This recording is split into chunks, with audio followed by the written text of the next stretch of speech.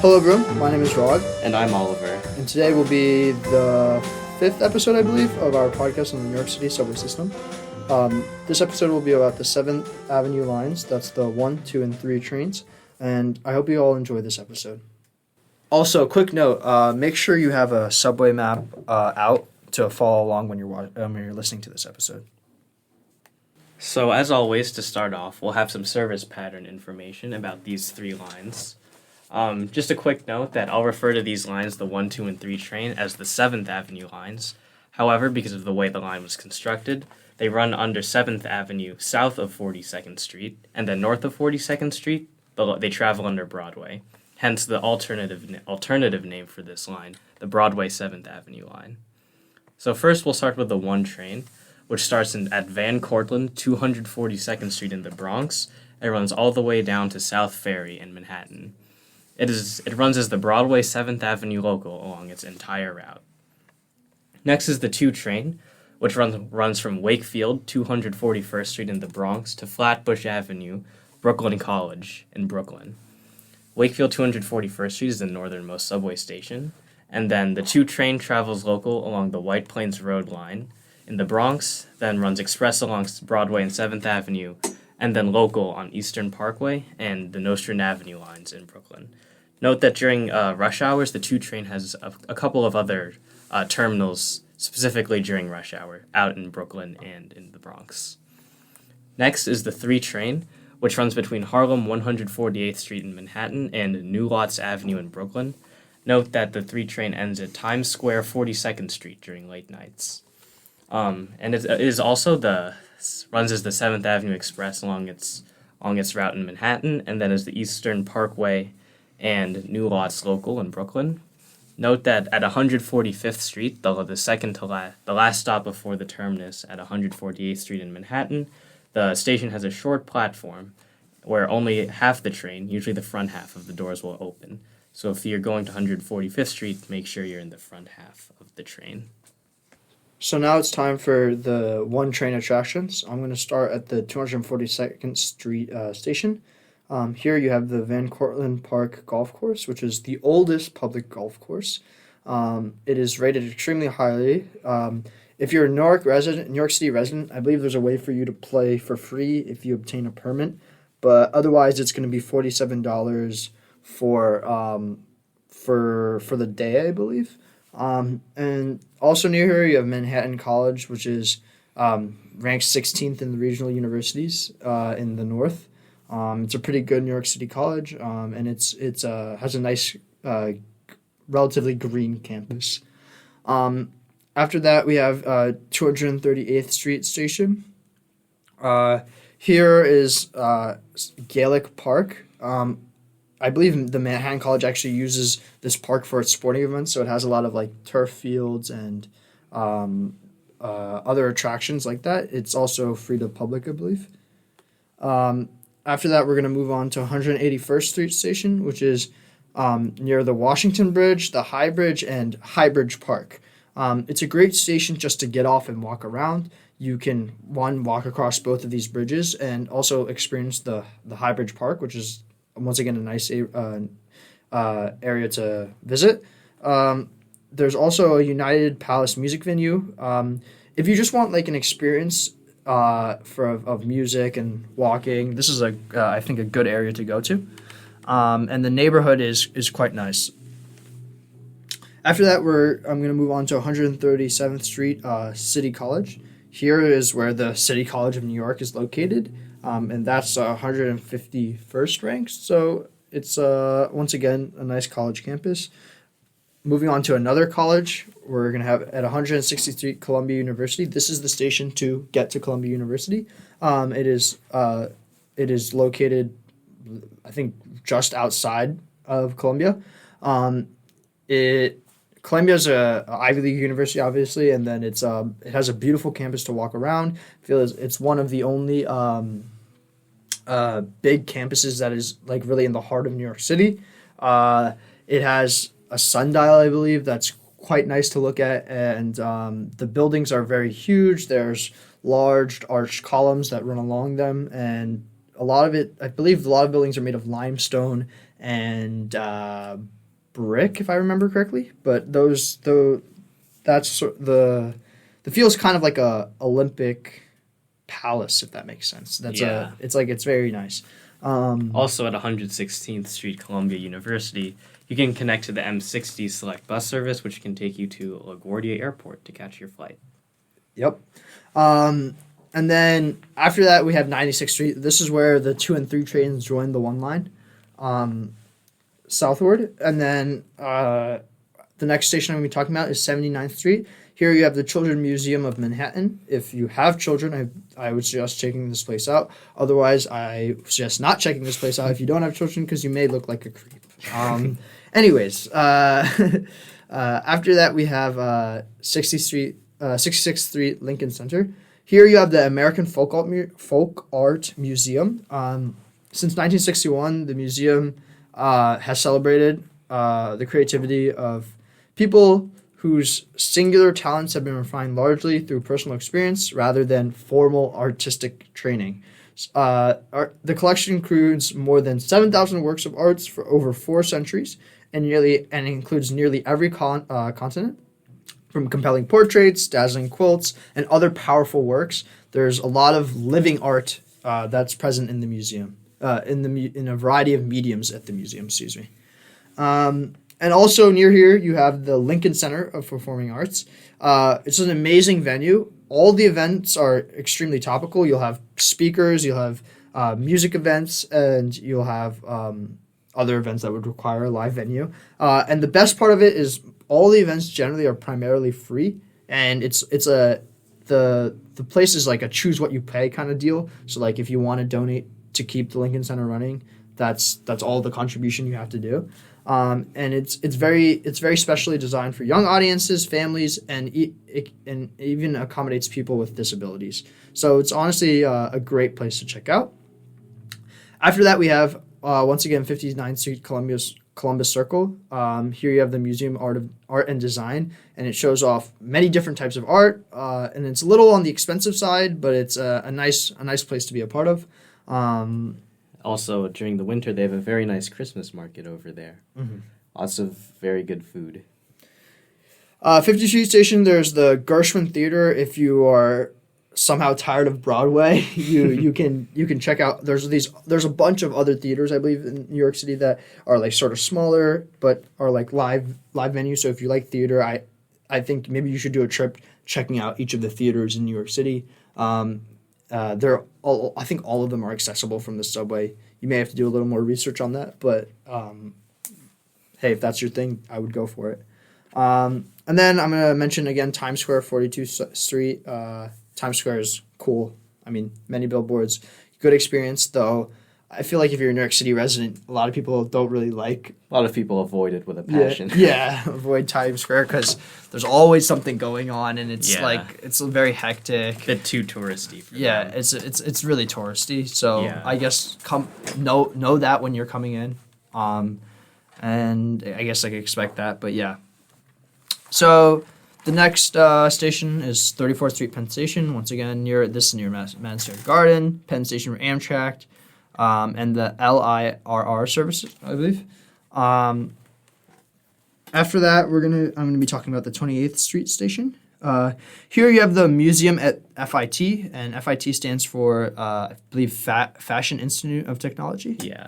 And this is the museum of that university, and this is the museum where the FIT shows off various fashion from various cultures that I believe they're either students make or they buy, or but it's definitely like if you like clothing or things of that nature, I would check this out because this museum's like all based all around fashion.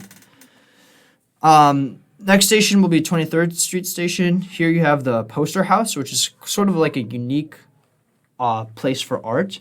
Instead of your usual painting or sculpture, you have this is an amazing place for posters, and it's very similar to an art museum, but the main difference is you can buy most of the posters here. If you want to hang up your walls or maybe get rid of that little blank space in your living room, I feel like this is a good option for poster art. After that, we have 18th Street Station. Here we have the Rubin Art Museum. It is actually possible to rent this museum as a venue. I don't know how expensive it is, but I'm assuming it's pretty Probably a expensive. And this is also like your pretty standard art museum. Many cool exhibitions with different cultures based around it. Here you have Christopher Street, and I would really suggest going here if you like the show Friends, because this is actually where the Friends apartment is. But otherwise, there's not really much going on here at Christopher Street. Rog, do you watch Friends? I have never watched Friends. I don't think I ever will watch Friends, and I'm hating on the show even though I've never watched it, and I'm gonna stick to that opinion. I think I'm in the same boat too. So, but I'm sure it's a good show. I just don't want to watch it. Anyways, after that is Canal Street. Here you have the Color Factory of New York City. This is like an interactive journey through 14 very immersive art exhibits. They're extremely stunning, colorful. It's fun for all ages. You don't need to be a kid here. You're not going to be out of place. It's extremely like imaginative art, if that makes sense. After this, we're going to have Chamber Street, and here the 2 and 3 trains split from the 1 line and continue into Brooklyn. And then the 1 line will continue southwards into Lower Manhattan for a couple of stops. Yeah, and one of those stops being World Trade Center, Cortlandt. Here you obviously have the World Trade Center, but you also have the 9/11 Memorial. And this station was actually buried during the Twin Tower collapse when it was rebuilt around 2017, if I remember correctly. Yeah, 2017, 2018. Yeah, so I would suggest checking out the 9/11 Memorial. Definitely a very humbling experience, but yeah, cool. I mean, not cool, but like good place to check out, I guess. Yeah. After that, we have South Ferry, and then once again, if you want to go to Staten Island for some reason, the ferry here is free. And there's also ferries to Ellis Island, which is definitely a very cool place to check out. Yeah. And then also, and the Statue of Liberty are also available from here. And then also you have, I think my favorite park in New York City is Battery Park. It's right on the waterfront, and it's a great place to bike and walk. And I believe there's like some ice cream places over there, but it's like a lot of you see a lot of people like walking and moving around. It's just nice. Yeah. So now I'm gonna pass it over to Oliver, who's gonna talk about the 2 and 3 trains north of 96th Street. So yeah, we're gonna jump over to the 2 and 3 trains on their part of the route right before they join the 1. So the 2 train starts up in the top part of the subway map at Wakefield 241st Street up in the Bronx. So this is the northernmost subway station. So if you're trying to get like your list of subway book records in, this is one station to visit. And then next stop would be Pelham Parkway, which the station for the Bronx Zoo and Bronx Park.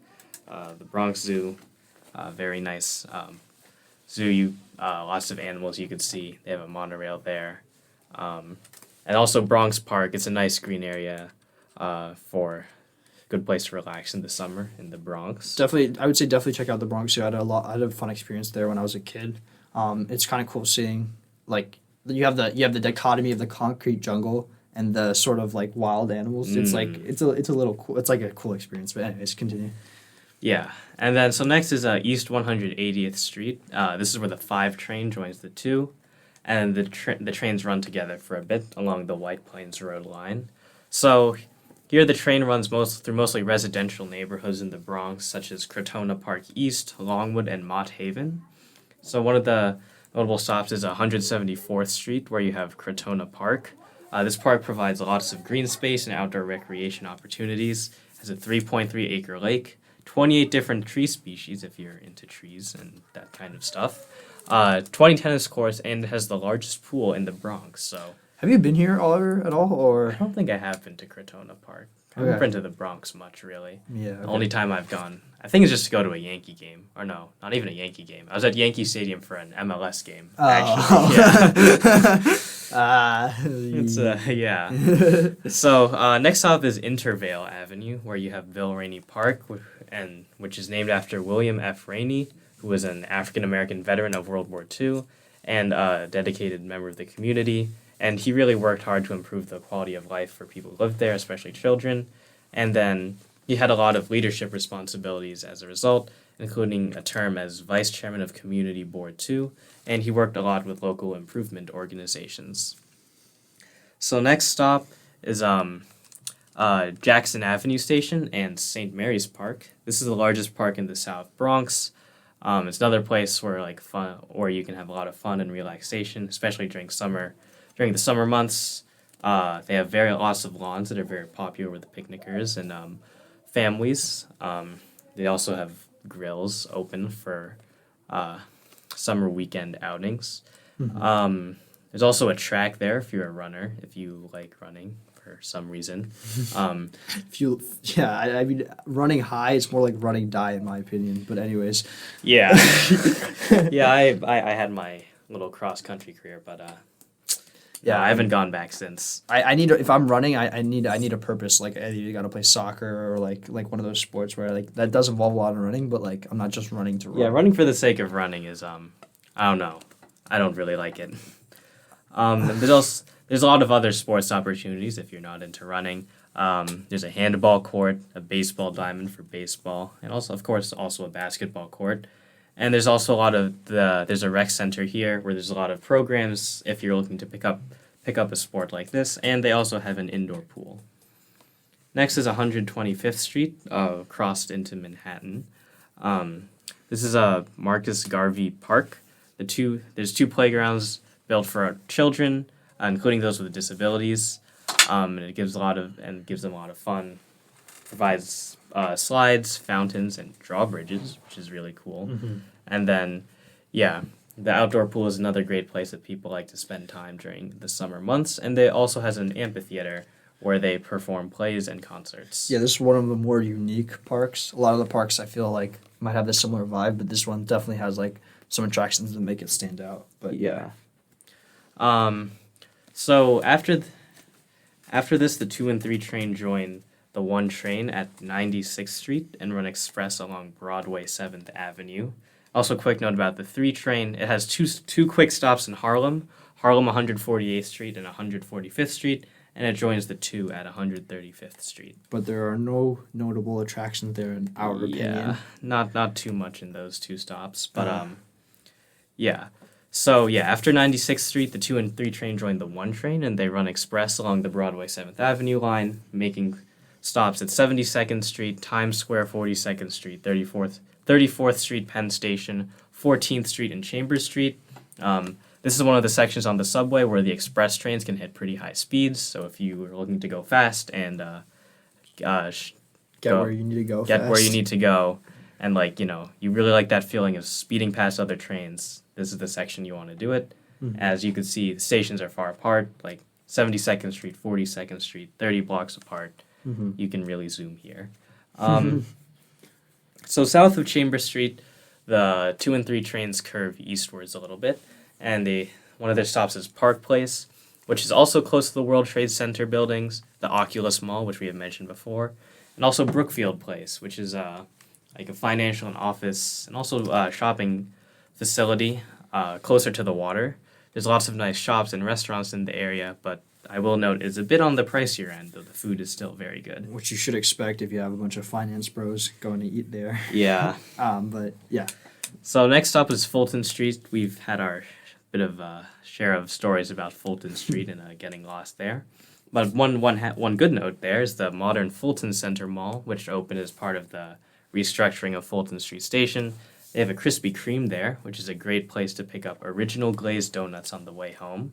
There's lots of connections to other subway services, namely the 4, 5, A, C, J, and Z trains. Okay, before we go on, I just have to ask you this question, Oliver. Yes. Are you a Krispy Kreme fan? I am a Krispy Kreme fan. Actually, if we're both seniors, and if you go today, you can get a free original glazed dozen if you show your if you graduate or something, right? If you graduate this year, you could show your ID. They will give you a free original glazed dozen. Okay. I've always liked Dunkin' Donuts better, which is, I mean, if you don't live in the tri-state area, you may not know. I don't know how expansive Dunkin' is. Yeah, but, okay. And I think glazed donuts are mid, okay? I'm sorry. It had to be said. Okay. And I think they're okay. I think the glaze is probably my second favorite thing at Krispy Kreme. My favorite is probably the raspberry-filled donuts. I really like those. Interesting. Yeah. But yeah, Krispy Kreme, very good donuts. So next is Wall Street, where, as you guessed, you can go to Wall Street, New York Stock Exchange building and the trading floor. Good place to take photos. It's part of the larger financial district of Lower Manhattan. Big finance place. The New York Stock Exchange is really impressive. If you have a chance, I would take a picture of it. The building is like huge. But Yeah. anyways, continue. So next, the 2 and 3 train go under the East River via the Clark Street Tunnel, and then they run local along the Eastern Parkway line. So one of the first stops in Brooklyn is Hoyt Street, and near the DeKalb Market Hall, which we mentioned earlier. It's a massive underground food hall with a lot of vendors. Like I Different said, cultures, food, all that yeah. stuff. So if you're indecisive about what you want to eat, come here. And then the 2 and 3 stop at Atlantic Avenue Barclay Center, which we've mentioned multiple times in previous episodes. And then next they stop at Grand Army Plaza, where you can see the Grand Army Plaza, which is a traffic oval at the main entrance of Prospect Park, which we covered in the 6th Avenue episode. Another great place to spend a summer day. Its centerpiece is the Soldiers' and Sailors' Arch, which is an 80-foot tall triumphal arch constructed in 1892, and it honors the Union and Army and Navy from the Civil War. The next stop I'll cover is Eastern Parkway, Brooklyn Museum. Brooklyn Museum, where you can visit Brooklyn Museum, has one of the oldest and largest art museums in the U.S. It opened in 1897. The collection has over 500,000 objects and is specifically known for its collection of Egyptian antiquities, and has other notable collections including Art of the Americas, Art of the Islamic World, Arts of Asia, and Arts of the Pacific Islands. So another big art museum that you can visit. So next stop is Franklin Avenue, Medgar Evers College. This is the stop for the Brooklyn Botanic Garden. It's founded in 1910, and it's a 52-acre collection of gardens, and there's a wide variety of beautiful plant life.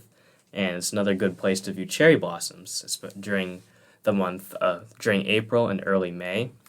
And if you go to the Brooklyn Botanical Garden website, bbg.org, it provides suggested itineraries for each season, so what to see in the winter, what to see in the summer, what to see in the fall, along with itineraries for visiting with kids or even going on a date to the Brooklyn Botanic Garden. If you somehow get a date. If you somehow get a date. Yeah. Both of us are not very successful in that field. But anyway, so after this, the 2 and 3 train split. The 3 train continues east on the Eastern Parkway line, while the 2 train branches south down the Nostrand Avenue line. We'll cover the 2 train first. So after Franklin Avenue, the 2 train continues through the East Flatbush neighborhood, including a stop at Newkirk Avenue, Little Haiti, which was recently renamed to represent the large Haitian community in the area, before it terminates at Flatbush Avenue, Brooklyn College. So now we'll go back to the 3 train. So after Franklin Avenue, the 3 train continues local along the Eastern Parkway line. One of the stops is at Kingston Avenue, where there's 2 children's museums, the Brooklyn Children's Museum and the Jewish Children's Museum. So the Brooklyn Children's Museum was the world's first children's museum, founded in 1899. Has lots of interactive and hands-on exhibits designed specifically for kids, and it's a great place for families to spend the day. And then also the Jewish Children's Museum. It's another children's museum located nearby, and it has a lot of educational programs and exhibits that highlight Jewish traditions, customs, and culture to children and families of all backgrounds. And they have a focus on hands-on learning at that museum. Yeah. And then, so next stop is Crown Heights Utica Avenue, which is the end of the Eastern Parkway line, and also the last stop on the 4 train. And then, after Crown Heights Utica Avenue, the 3 train continues onto the New Lots line, including a stop at Junius Street, where you can transfer to the L train by walking to the nearby Livonia Avenue station. And then, along this part of the line, the 3 train runs through a lot of residential neighborhoods, including Brownsville and East New York, before it terminates at New Lots Avenue. Well, if you somehow made it to the end of this episode, I thank you for listening. I hope you found this informative and instructive. We'll see you next time.